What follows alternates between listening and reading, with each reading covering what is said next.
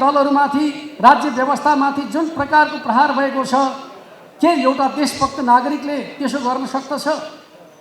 म तपाईहरुलाई भन्न चाहन्छु, नेपालमा ठूला ठूला आन्दोलनहरू भएका छन्। 7 सालमा हतियार बोकेर चाहनिया राणा शासनका विरुद्ध मुक्ति सेनाले आन्दोलन गरेको थियो। थुप्रै मुक्ति सेनाका योद्धाहरू आन्दोलनका क्रममा मारिए, तर उनीहरूले जित्दाखेरि कहिले पनि उनीहरूले सरकारी सम्पदालाई आगो लगाउने, तोडफोड गर्ने, लुटपाट गर्ने काम कहिले पनि गरेनन्। 2046 सालमा लाखौं लाख जनता सडकमा उत्रेर पञ्चायती व्यवस्थाको अन्त्य गरे। 30 वर्षसम्म निरङ्कुश शासन व्यवस्थाको नेतृत्व गरेका पञ्चहरूलाई आन्दोलनकारीले खोज्दै घर घरमा गएर लुटपाट गर्ने, आगजनी गर्ने काम गरेको हामी देख्दैनौँ। 62-63 को कुराकानी गर्नुहुन्छ भने 10 वर्ष हिंसा पछाडि मुलुकलाई शान्तिको बाटोमा लैजानका लागि 19 दिने जनआन्दोलन भयो। पुनर्स्थापित प्रतिनिधिसभाका माध्यमबाट ऐतिहासिक घोषणा गरियो र मुलुकलाई राजतन्त्रको युगबाट गणतन्त्रको युगतर्फ लैजाने काम भयो। तर त्यसो गरिरहँदा हाम्रो आन्दोलनले राजालाई सम्मानजनक ढङ्गले नारायणी दरबारबाट बिदा गर्यो र सुरक्षित रूपमा सरकारी आवास प्रदान गर्यो।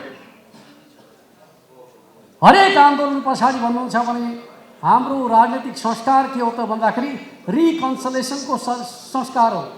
जसका विरुद्ध आन्दोलन गरिएको छ उसैलाई समेत साथमा लिएर समाजलाई शान्ति र स्थायित्वको बाटोतर्फ लैजाने संस्कार हो। 7 सालको आन्दोलन पछाडि राणा र आन्दोलनकारी मिलेर त्रिपक्षीय सम्झौता भनेर भन्दै गरिन्छ, मिलेर मन शमशेरकै नेतृत्वमा राजनीतिक दलहरूको सहभागितामा अन्तरिम सरकार गठन गरेको इतिहास हामी पढ्ने गर्दछौँ। 46 सालको आन्दोलन पछाडि राजा, काङ्ग्रेस र वाममोर्चा मिलेर अन्तरिम कालको व्यवस्थापन गरेको हामी देख्ने गर्दछौँ। 62-63 को आन्दोलन पछाडि 10 वर्ष शस्त्र द्वन्द्वमा रहेको माओवादीलाई सम्बोधन गरेर हामी अगाडि बढेको देख्दछौँ।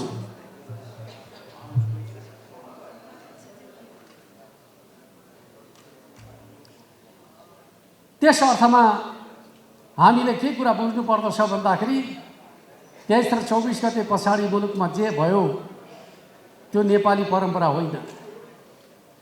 एउटा सुनियोजित षड्यन्त्र अन्तर्गत नेपालमा लामो योगदान गरेका राजनीतिक दलहरू जसले यो मुलुकमा 104 वर्ष लामो जहानिया राणा शासनको अन्त्य गरे, जसले यो मुलुकमा 30 वर्षको निरङ्कुश पञ्चायती व्यवस्थाको अन्त्य गरे, जसले यो मुलुकमा सामन्ती राजतन्त्रको अन्त्य गरिकन जनतालाई अधिकार सम्पन्न बनाउने कामको नेतृत्व गरे, सङ्घीय लोकतान्त्रिक गणतन्त्रको स्थापना गरे, ती राजनीतिक दलहरूलाई निशाना साध्ने काम भयो। म तपाईहरुलाई सुनाउन चाहन्छु, 24 गतेको घटना जे घट्यो, एक प्रकारले भन्नुहुन्छ भने राज्यको सामर्थ्यमाथि प्रहार भयो। नेपाल राज्यको गौरव र सामर्थ्यमाथि प्रहार गरियो। सिंहदरबार जलाइयो, सर्वोच्च अदालत जलाइयो, शीतल निवास जलाइयो। जो हाम्रो राष्ट्रका प्रतीकका रूपमा रहेका छन् तिनीहरूलाई जलाउने काम भयो। नेपालको शान्ति सुरक्षाको आधार स्तम्भका रूपमा रहेको नेपाल प्रहरीमाथि आक्रमण गरियो, प्रहरी जवानहरूको हत्या गरियो, प्रहरीका हतियारहरू खोसियो, उनीहरूले लगाउने पोसाकहरू खोसियो, जेलबाट हजारौं सङ्ख्यामा कैदी बन्दीहरूलाई बाहिर निकाल्ने काम भयो। यो सबै कुराले के कुरा बताउँछ त भन्दाखेरि नेपाललाई असुरक्षा, अशान्ति, भय, त्रासको वातावरणमा लैजानका लागि भदौ 24 गतेका दिन राष्ट्रका विरुद्धमा एउटा गम्भीर षड्यन्त्र भयो। नेपाल राज्यलाई राज्यविहीनताको स्थितिमा पुर्याइयो। जनताबाट निर्वाचित भएको सरकारलाई राजीनामा दिन बाध्य बनाइयो। जननिर्वाचित संसदलाई विघटन गरियो र आज कस्तो अवस्था छ भनेर भन्दाखेरि संविधानले प्रधानमन्त्री चिन्दैन। अहिलेको प्रधानमन्त्री राष्ट्रपतिले चिनाइदिएको प्रधानमन्त्री हो, संविधानले चिनाएको प्रधानमन्त्री होइन। किन भन्दाखेरि संविधानले भन्दछ प्रतिनिधि सभाको सदस्य मात्रै यो मुलुकको प्रधानमन्त्री हुन सक्दछ। संविधानमा त्यही लेखेको छ। आजको प्रधानमन्त्री प्रतिनिधि सभाको सदस्य हुनुहुन्छ हुनुहुन्न? प्रतिनिधि सभाको सदस्य हुनुहुन्न। अर्कोतिर हाम्रो सर्वोच्च अदालतले व्याख्या गर्दछ, जबसम्म संसदले सरकार दिन सक्दछ संसद विघटन गर्न पाइँदैन। के हाम्रो संसद सरकार दिन नसक्ने अवस्थामा पुगेका कारणले विघटन भएको हो? होइन। त्यस अर्थमा हाम्रो पार्टीले भनेको छ, प्रधानमन्त्री पनि संविधान सम्मत छैन, संसद विघटन पनि संविधान सम्मत छैन। त्यस अर्थमा मुलुकलाई संविधानको बाटोमा हिँडाउने हो भने प्रतिनिधि सभा पुनर्स्थापना जरुरी छ भन्ने हाम्रो पार्टीको मान्यता हो। तर मुलुक त्यो दिशामा अगाडि बढिराखेको छैन। सर्वोच्च अदालतमा प्रतिनिधि सभा विघटनका विरुद्धमा मुद्दा परेको छ। सर्वोच्च अदालतको सुनाइको प्रक्रियाले चुनाव अगाडि फैसला हुन्छ कि हुँदैन भन्ने कुराको अन्योलता कायमै छ। अर्कोतिर यस्तो बेला चुनावको मिति घोषणा गरिएको छ, जति बेला हिमाली क्षेत्रमा का बासिन्दाहरू हिउँबाट जोगिनका लागि बसाइ सर्दछन्, सहर बजारमा आउँदछन्। आज हिमाली क्षेत्रमा, हिमाली गाउँहरूमा मानिसहरू छन् कि छैन भन्दाखेरि मानिसहरू हिमाली गाउँहरूमा मानिसहरूको बसोबास छैन। उनीहरू कहिले फर्कन्छन्? उनीहरू फर्कने समय भनेको चैत पछाडि मात्रै उनीहरू हिमाली क्षेत्रमा फर्कने गर्दछन्। फाल्गुन महिना हिमाली गाउँहरूमा मानिसहरूको उपस्थिति हुने गर्दैन। के त्यस्तो बेला मतदानको अधिकार हामी सुरक्षित गर्न सक्दछौँ? सकिराखेका छैन। तर पनि हामी चुनाव भनिराखेका छौँ। वास्तवमा यो चुनाव गर्नका लागि गर्न खोजिएको हो कि भन्नका लागि भनिएको हो भन्ने कुराको अन्यल बाँकी नै छ। अर्कोतिर जसलाई हामी मौन अवधि भनेर भन्ने गर्दछौँ, मौन अवधिका समयमा तराईमा होली हुने गर्दछ। मौन अवधिमा सभा जुलुस केही गर्न पाइँदैन भन्ने गरिन्छ। मौन अवधिको अर्थ के हो त भन्दाखेरि जनताले कसलाई मतदान गर्ने भन्ने कुरा घरमा बसेर चाहिँ मनन गरून् भनेर मौन अवधि राख्ने गरिन्छ। के होलीको समयमा सभा समारोह नभइकन होली बित्दछ? एक प्रकारले तराईका लागि होली ठुलो उत्सव हो, त्यहाँ मौन अवधिको कुनै अर्थ हुँदैन। यदि चुनावमा मौन अवधिको अर्थ हुन्छ भने यसपटकको चुनावमा मौन अवधि प्राप्त हुन सक्दैन। किनकि मौन अवधिको अवधिमा होली छ, होलीको समयमा मौन अवधि प्राप्त हुन सक्छ कि सक्दैन? यस्ता प्रश्नहरूले स्वाभाविक रूपमा चुनाव हुने कि नहुने भन्ने कुराको आशंका जन्माइरहेका छन्। तर म तपाईँलाई के भन्न चाहन्छु, नेकपा एमाले अहिलेको अवस्था छिटोभन्दा छिटो बदलिनु पर्दछ भन्ने मान्यता राख्दछ। चाहे त्यो प्रतिनिधि सभा पुनर्स्थापनाबाट बदलियोस् वा चुनावबाट बदलियोस्। अहिलेको असंवैधानिक सरकार, संविधानले नचिन्ने सरकार लामो समयसम्म रहने कुराको अर्थ हुँदैन। त्यस अर्थमा यो सरकार छिटो बिदा हुनुपर्दछ भन्ने मान्यता नेकपा एमालेको मान्यता हो। त्यस अर्थमा हामीले चुनाव हुन्छ भने नेकपा एमाले सहभागी भइकन यो सरकारलाई छिटो बिदा गर्न चाहन्छ। त्यस अर्थमा हामी चुनावी प्रक्रियामा सामेल भइरहेका छौँ भन्ने कुरा म तपाईँहरूका बिचमा राख्न चाहन्छु। कतिपयले के भन्ने गर्दछन् भने एकातिर पुनर्स्थापनाको कुरा गर्ने, अर्कोतिर चुनावमा भाग लिने भन्दछन्। हो, सबभन्दा उपयुक्त बाटो पुनर्स्थापना नै हो लोकतन्त्रलाई सही दिशामा हिँडाउनका लागि। तर चुनाव हुन्छ भने चुनावबाट बन्ने संसदले पनि लोकतन्त्रलाई बहाल गर्दछ। त्यस अर्थमा हामी चुनावमा सहभागी भएका छौँ। अर्को कुरा म तपाईँलाई भन्न चाहन्छु, अहिले एक प्रकारले भन्यो भने पपुलिस्टहरूको चर्चा परिचर्चा सोसल मिडियामा ज्यादा छ। एनार्किस्टहरू सोसल मिडियालाई यति ज्यादा गाली गलौजका भाषामा प्रस्तुत भइरहेका छन् कि इमान्दार मान्छेहरू चाहिँ सोसल मिडियामा संवाद गर्नै चाहँदैन। असल मान्छेहरूलाई सोसल मिडियाबाट विस्थापित गर्ने खालको काम कसबाट भइरहेको छ भनेर भन्दाखेरि एनार्किस्टहरूबाट भइरहेको छ। उनीहरूले प्रयोग गर्ने भाषा हाम्रो समाजको सभ्य भाषा होइन। सभ्य समाजले त्यस प्रकारको भाषा प्रयोग गर्न सक्दैन। आज हाम्रा युवाहरूलाई भल्गर बनाउने कामको नेतृत्व कसले गरेका छ भन्दाखेरि पपुलिस्ट र एनार्किस्टहरूले गरिरहेका छन्, जसले हाम्रो सभ्यता संस्कृतिलाई तहस नहस पार्ने काम गरिरहेका छन्। त्यस अर्थमा हामीले बुझ्नुपर्दछ हाम्रो सभ्यता, हाम्रो संस्कृति, त्यसको रक्षाको प्रश्न स्वाभाविक रूपमा अत्यन्त महत्त्वपूर्ण छ। हाम्रा युवा पुस्ताहरूलाई पपुलिस्ट र एनार्किस्टहरूले गलत बाटोमा लैजान खोजिरहेका छन्। त्यो दिशाबाट सही दिशातर्फ लैजाने कुरामा राष्ट्रिय युवा सङ्घ नेपाल नेतृत्वकारी युवा सङ्गठनका रूपमा उसले भूमिका खेल्नु पर्दछ। युवाहरूलाई सही बाटो देखाउने कुरामा अगुवाई गर्नुपर्दछ भन्ने कुरा पनि म तपाईँहरूका बिचमा राख्न चाहन्छु। त्यस अर्थमा तपाईँहरूको यो परिषद बैठकको ठुलो महत्त्व छ भन्ने कुरा पनि म तपाईँहरूका बिचमा राख्न चाहन्छु। अर्कोतिर कतिपयले के ठान्दछन् भन्दाखेरि अहिले नेकपा एमालेमाथि जुन प्रकारको प्रहार भइरहेको छ, के नेकपा एमाले बलियो शक्तिका रूपमा उभिन सक्दछ आशंका गरिरहेका छन्। तर म तपाईँहरूलाई भन्न चाहन्छु 23 र 24 गतेको भदौको घटना एमालेको नेतृत्वको सरकारका विरुद्धको आक्रमण थियो, नेपालका लोकतान्त्रिक दलहरूमाथिको आक्रमण थियो।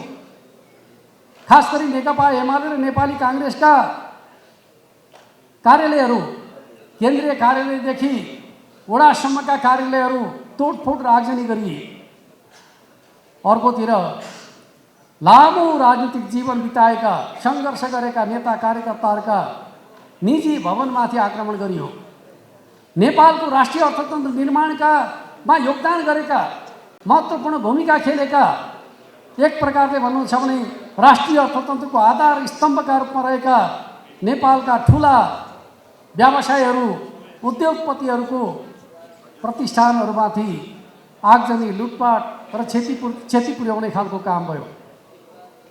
यसले के बताउँछ? के त्यो सामान्य आक्रोश हो? 23 गतेको घटना पछाडिको स्वाभाविक रूपमा मान्छेले प्रतिक्रिया जनाएर चाहिँ छनौटपूर्ण तरिकाबाट खास ठाउँमा प्रहार गर्ने नीति अवलम्बन गर्न सक्दछन्।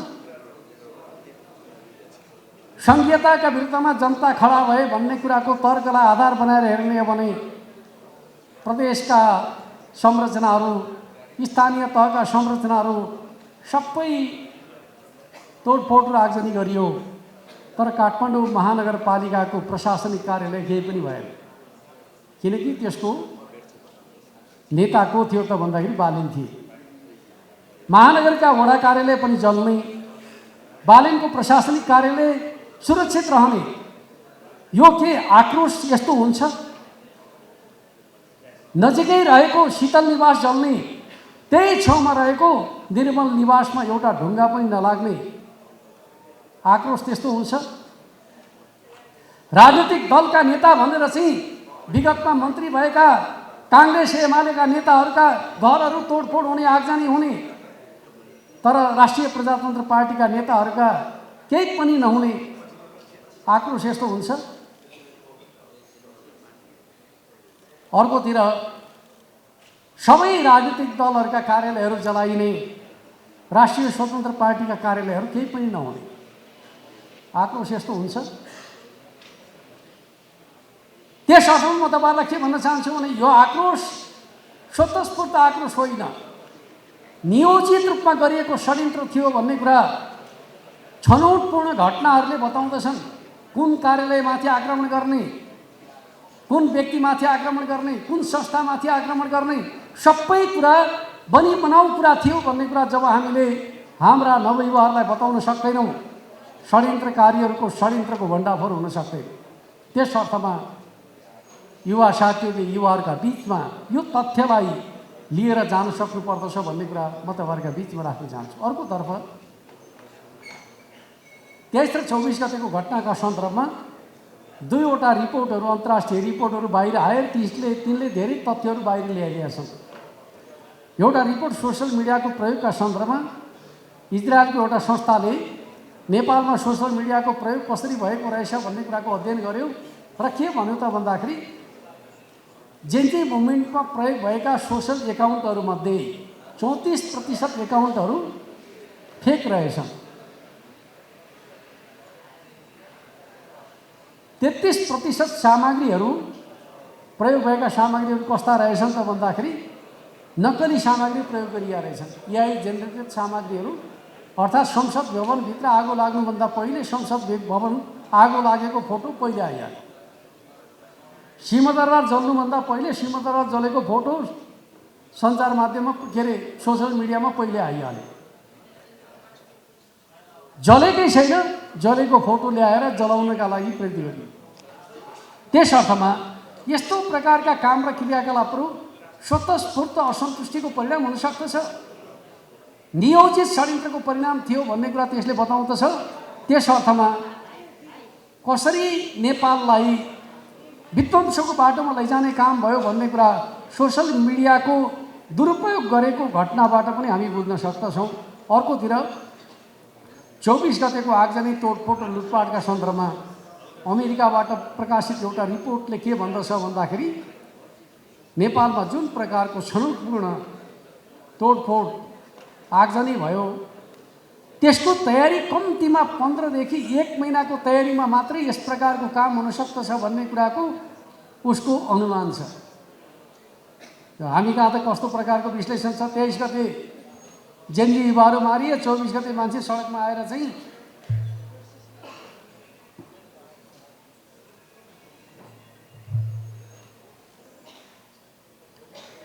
त्यस अर्थमा 24 गते जनआक्रोशको परिणामका रूपमा विध्वंस मचाइयो भन्ने खालको कुरा गर्ने गरिन्छ। तर त्यो पत्रिका भन्छ आगजनीमा जुन प्रकारको क्षति पुर्याइयो आगजनीका माध्यमबाट, त्यस प्रकारको क्षतिका लागि सामान्य प्रज्वलनशील पदार्थले त्यत्रो क्षति हुन सक्दैन। अर्थात् विशेष प्रकारका रसायनहरूको प्रयोग गरेर क्षति पुर्याएको हुनुपर्दछ भनेर उसले आशंका गर्यो।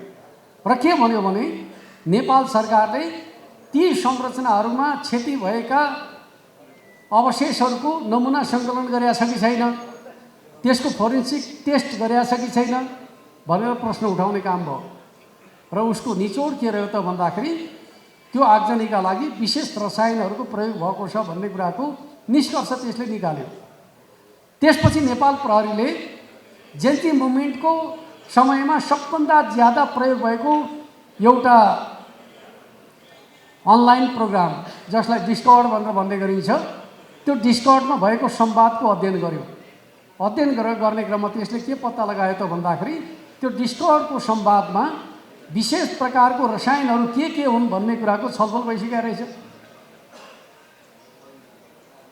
स्वतस्फूर्त आन्दोलन राष्ट्रलाई क्षति पुर्याउनका लागि यस प्रकारका छलफलद्वारा योजनाद्वारा घट्दछन्। त्यस अर्थमा म तपाईँलाई के कुरा बताउन चाहन्छु त भन्दाखेरि 23 र 24 गतेको घटना नेपाल राष्ट्रलाई कमजोर बनाउने, संविधानलाई धराशायी बनाउने, लोकतन्त्रलाई डिरेल गर्ने, नेपाललाई भू राजनीतिक द्वन्द्वको क्रीडास्थल बनाउने रणनीतिक योजना अन्तर्गत घटाइएको थियो भन्ने कुरा यी तथ्यहरूले पुष्टि गर्दछन्। त्यस अर्थमा अघि पूर्वक्ता साथीहरूले भने जस्तै यो चुनाव अघि पछिको जस्तो चुनाव होइन। यो चुनाव राष्ट्रको भविष्यसँग गाँसिएको चुनाव हो, लोकतन्त्रको भविष्यसँग गाँसिएको चुनाव हो, संविधान रक्षाको प्रश्नसँग गाँसिएको चुनाव हो, पार्टी र आन्दोलनको भविष्यसँग जोडिएको चुनाव हो। त्यस अर्थमा यो चुनावलाई विशेष महत्त्वको चुनावका रूपमा लिनुपर्दछ र युवा साथीहरू त्यही हिसाबले चुनाव प्रचार अभियानमा जुट्नु पर्दछ।